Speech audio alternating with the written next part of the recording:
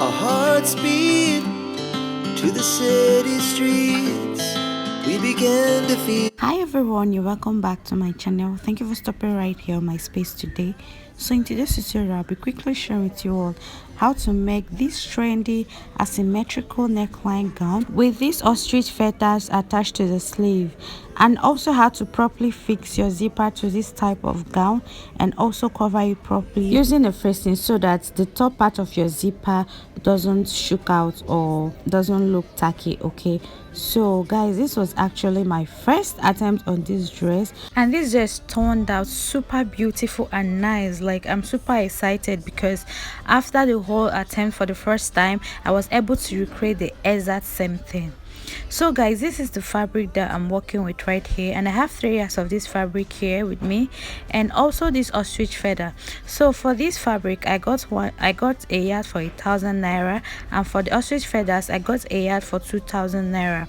So behind the camera, I already went ahead to draft out a basic bodice on fold, and I didn't add any stitching or sewing allowance to this. And for the neckline area, I used 3 inches for the wideness and 1.5 inches for the depth of my neckline.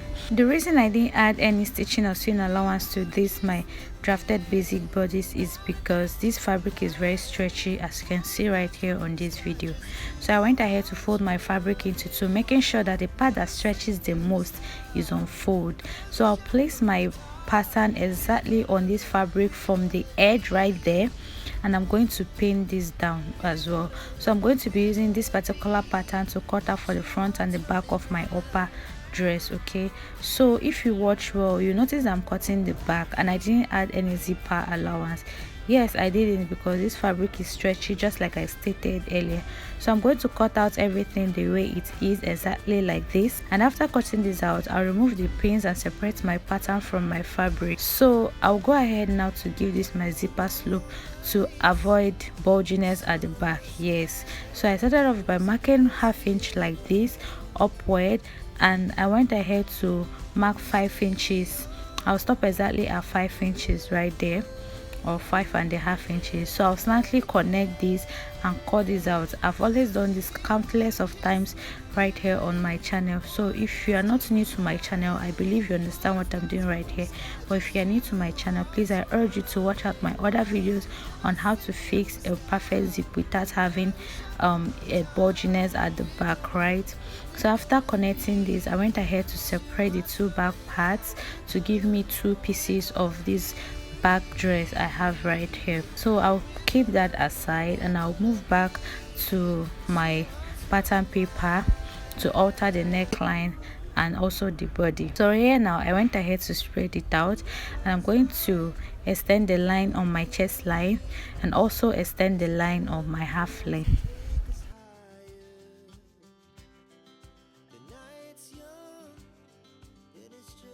So after this now, I'll come to my shoulder, one part of my shoulder, after trimming off some excesses when I realized my pattern wasn't straight enough. So I'll come to my shoulder and I'm going to mark about 6 inches downward like this from my shoulder, and I'm going to connect that into a straight line, stopping at the center of my pattern paper. So again, from that shoulder, I'm going to mark about 1 inch, and I'll also extend that line a bit. Okay, so now from my armhole point, from that my armhole on that line exactly, I'm going to mark 1 inch inwardly this way. So I made a point right there, and I'm going to get my curve drew now, and I'm going to make a curve from my neckline and connect it to this point on that 6 inches where I made. So at that point right there, that is where I'm going to connect from my neckline and stop right exactly on that point.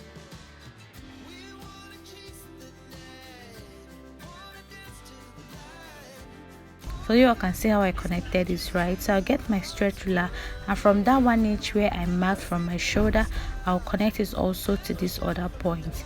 So I'm done now creating my asymmetrical neckline, and if you want this inside more, you can come in by extra 2 inches, but that was just what I did for mine.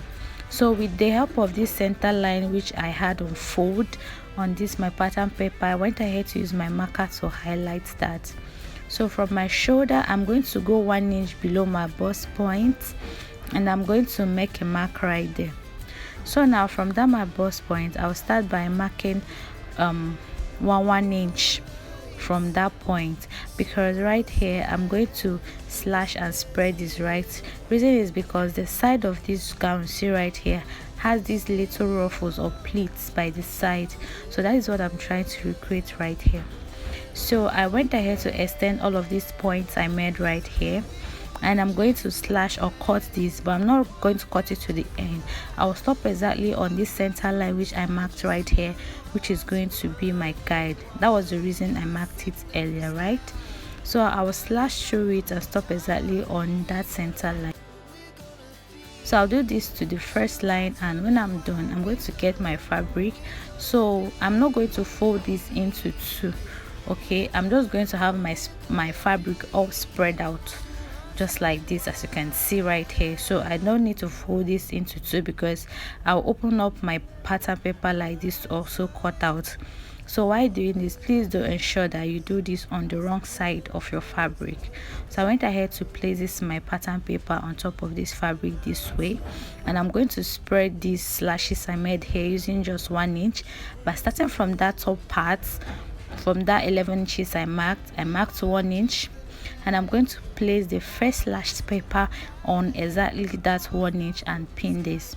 So I'll continue slashing by 1 inch. So right here you're going to decide if you want to also slash spread by 1 inch, or you want to add more inches to your spread. It's all about your preference and choice, but I'm just showing you guys exactly what I did, and I achieved the beautiful gown which you just saw at the beginning of this video. So I continue spreading by 1 inch, and you can see how it's going.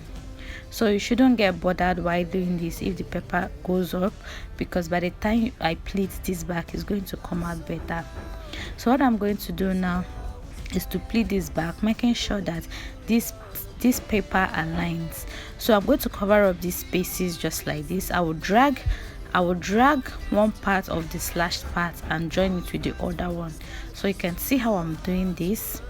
So by doing this alone, it's going to really come out so nice and better. Okay, so you cover it up, the 1 inch space you have, by bringing it up to meet the other paper at the top. So basically you understand what I'm doing very well right here, because it's clear enough. So I'll continue pleating this way by covering up those spaces, and when I'm done, I'll now go ahead to pin for the other side of my pattern paper on my fabric, because I didn't pin it initially, so that I can achieve what I want on the other side while pleating. So when I must have done this, now I'll go ahead now to use my scissors and cut this out exactly the way it is. Please do note, no stitching allowance was added to this because it is a stretchy fabric. So I'll cut the base, cut the sides, cut the armhole as well. Go ahead now and stitch the pleat which I made right there. So guys, I've gone ahead now to stitch this, and you can see I actually did this on top of the paper so you guys can have a better view of what I did. And after that, I'll just move on ahead now to cut out my neckline. So please, while cutting out this neckline, do ensure that you mark about half of an inch, which is going to serve as the joining to your facing. I didn't do this, but I'm just reminding you guys to please do it. I didn't do that. So after cutting my neckline, I was supposed to have like extra half of an inch, which is going to serve as my joining when I'm adding or attaching a facing to this my dress. So after this, now I went ahead to unpin the shoulder area and also cut out the side of this my upper part of my gown, right? So after doing this, I'll remove all of this entirely, and you can see what I have right here. This is looking so nice and beautiful. So I'm going to keep this aside to work for the skirt part of this my gown. So for this skirt part, all I did was to minus my half length from my full length of 31 inches, sorry. So I subtracted that, and I went ahead to get 28 inches as the length of this my skirt. So for the hip line, I marked my hip divided into 4 without any stitching or sewing allowance, and for the hip length I have 9 inches right there. And on that knee line, I subtracted 3 inches from my hip circumference and marked it right there on my knee line, giving me 7 inches. I also marked the 7 inches on my full length and added 1 inch extra for hemming.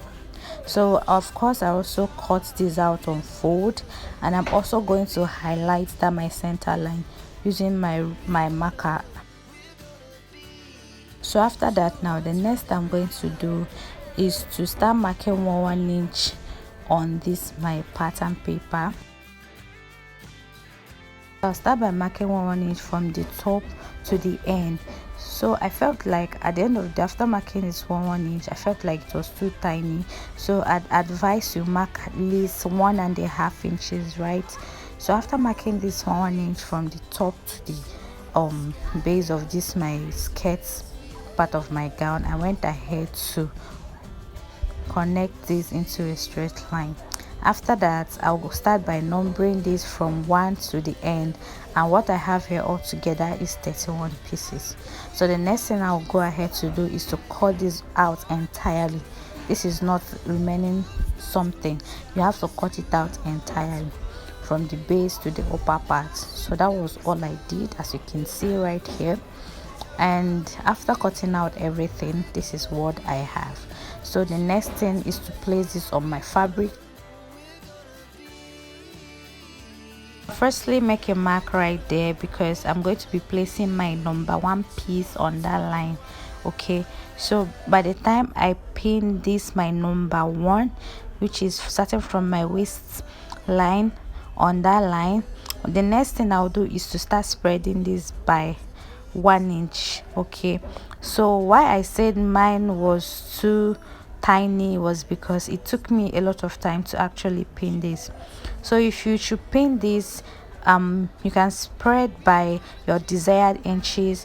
And for that line which I made at the middle, I made sure that I brought it down so that it connects with the second pin I will make right here. I don't know if you really understand what I mean.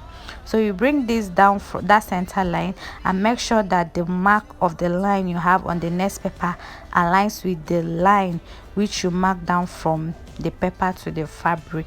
So just watch closely what I'm doing and you definitely understand.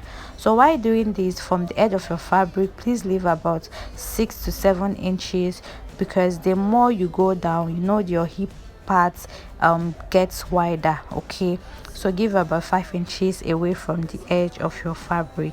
So after pinning all of these, guys, this is what I have, but I ended up stopping at 28 because I felt like 31 would be very long on me, so I stopped at 28, right? So if you want yours longer, you can go ahead and increase the length of your gown. It's all about your preference. So as you can see right here, I'm cutting this out. So after cutting this out, the next thing I'm going to do now is to make marks on this skirt part on where I will pleat. So I don't want to pleat having this paper pinned on my fabric, so I went ahead to make marks at both parts on where this paper stops and where it began, at the upper part and at the lower part. So I'm trying to give a better illustration right here by removing the first and the second pins. So all you are going to do is that make sure that the chalk marks you make aligns with each other when you are pleating this on your sewing machine, right? As you can see right here. So this is how this will be pleated from the beginning to the end. So me, I wanted to remove my this paper from my fabric. That was why I marked this chalk. But if you actually want to leave your paper on your fabric, you can pleat on it, then later on you can go on to remove your paper. It's not a difficult task, but I felt like this way will be much easier to do.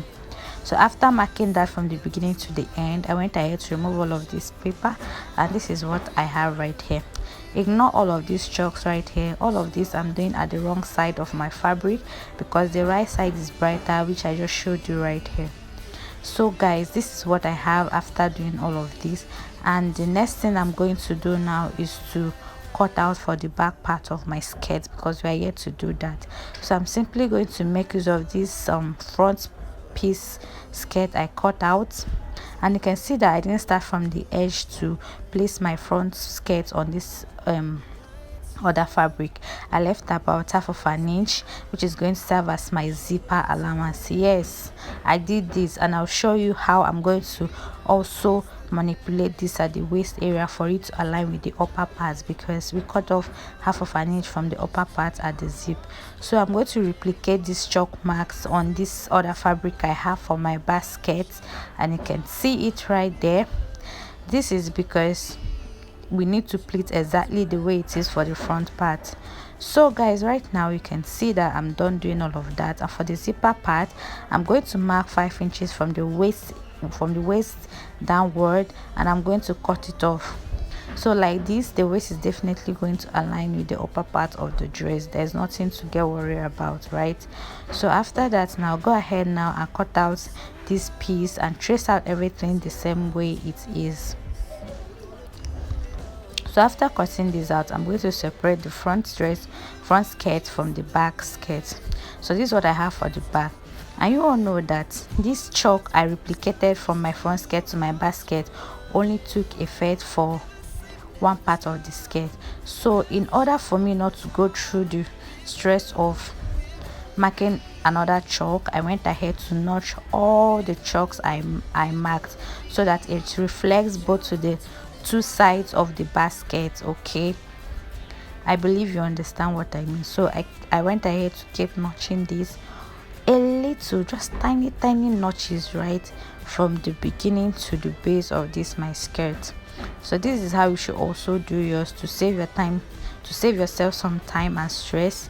So from the beginning to the end, or you can make just little cuts like this if you don't want to bring it together to notch, right?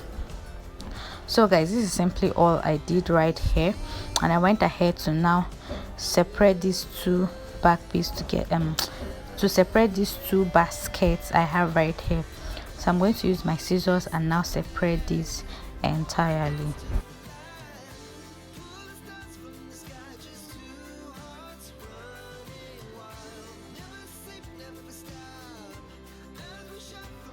So after separating this, now I'll separate these two pieces I have, and you can see what it looks like. So like I illustrated to you for the front skirt, that's the same way the basket will also be pleated as well. So guys, I'll do all of this and show you the outcome, but this is like the first part of this video. So in the second part, I'll be showing you how I pleated this on my sewing machine, and also show you how to fix your zipper and how to cover it properly with your facing. Thank you all so much for watching, and if you found this tutorial helpful, please subscribe to my channel, like this video, and also drop your comments in the comment section. So I'll soon be uploading the second part of this tutorial right here on my channel, so please do stay tuned, because I'll soon be doing that. Thank you all so much once again, and see you guys in my next one. Bye.